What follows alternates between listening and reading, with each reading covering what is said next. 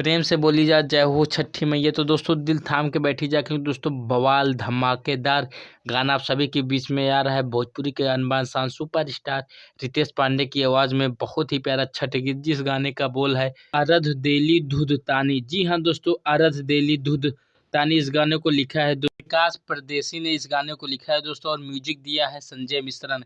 तो आप सभी के बीच में सारेगामा चैनल के माध्यम से ये गाने का बवाल मचा देने वाला का टीजर कल सुबह आप सभी के बीच में 1 नवंबर यानी कल के डेट में सुबह 11 बजे इसका गाने का टीजर आप सभी के बीच में लॉन्च होने जा रहा है।